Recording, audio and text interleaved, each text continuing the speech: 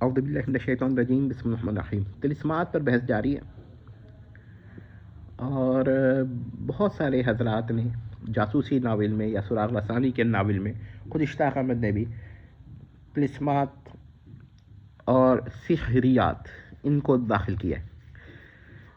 عام طور پہ سر سید جیسا منکر کرامہ بھی مسمرزم اور ہیپنوٹزم کا قائل رہا ہے، حالانکہ آپ اس کا انکار بھی کر سکتے ہیں کیونکہ یہ کوئی شرعی مسئلہ نہیں۔ تو ناولات میں مسمرزم، ہیپنوٹزم کو جیسے اشتاق احمد بھی لے کر آئے ہیں، مثال کے طور پر میداس اور بزاریہ۔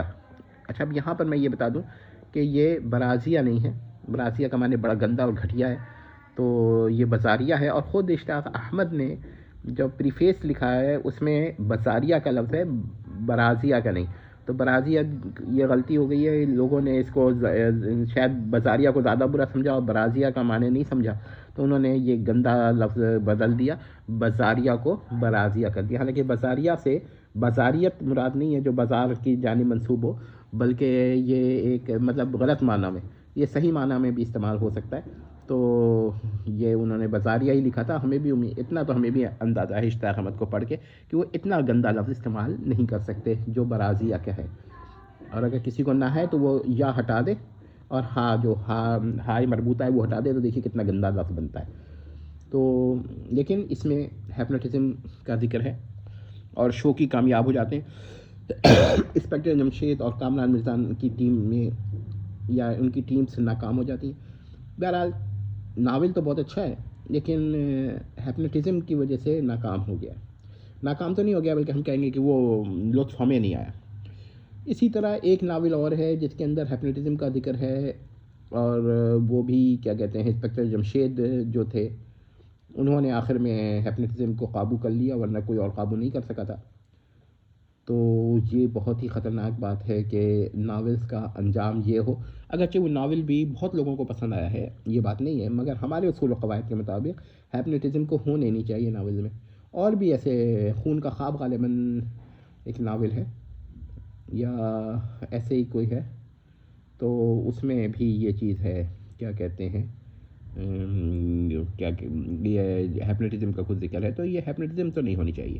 ہاں، آپ اس کی جگہ الٹرنیٹ لے سکتے ہیں، کوئی ایسی سائنس فکشن لے سکتے ہیں، لیکن ہیپنوٹزم کو میں قطعاً اقتسامات میں شمار کروں گا یا سحریات میں، تو اس کو نہیں ہونا چاہیے۔ بہرحال یہ کہنا کہ اب یہاں پر دو مسائل ہیں۔ پہلا تو یہ کہ کوئی ہیپنوٹزم کا ہی منکر ہو، ہاں ہو سکتا ہے کوئی قائل نہ ہو، اور ہو سکتا ہے کوئی قائل ہو مگر جاسوسیت اس حد تک لمیٹیشنز کے ساتھ قائل ہو، یا ہو سکتا ہے کوئی قائل ہو اس کا۔ تو آپ جب اس میدان میں قدم رکھیں گے ہیپنوٹزم پہ، تو آپ کے قارئین 3 حصے میں بڑھ جائیں گے۔ پہلا جو اتنا بالکل ہی منکر ہے، دوسرا یہ کہ کچھ لمیٹیشنز کے ساتھ قائل ہے، اسی طرح یہ بہت زیادہ لمیٹیشنز اس کے پاس ہے ہی نہیں۔ تو ایسی صورت میں صرف ان لوگوں کو پسند آئے گا جو کیا کہتے ہیں ان کے قائل ہیں۔ اسی طرح تعویذات، علم جفر کا سلسلہ آثار، اخبار جو ہے وہ الگ ہے، اور آثار الگ ہے، اخبار الگ ہے، آثار الگ ہے۔ تو یہ علم الجفر یا جفر، یہ جعفر نہیں ہے، عین نہیں ہے اس میں، جفریہ ہے، جفر ہے۔ تو علم جفر جو ہے اس کو ہم پسند نہیں کرتے کہ ناولس میں لایا جائے۔ بہرحال آپ اس کو دیکھ لیجئے۔ ابھی اس وقت میرے ذہن میں نہیں آ رہا ہے کہ کیونکہ ہمیں ان سے اتنا شغف نہیں ہے کہ یہ زبر ہے یا پیش ہے، لیکن میرا خیال ہے کہ زبر ہے۔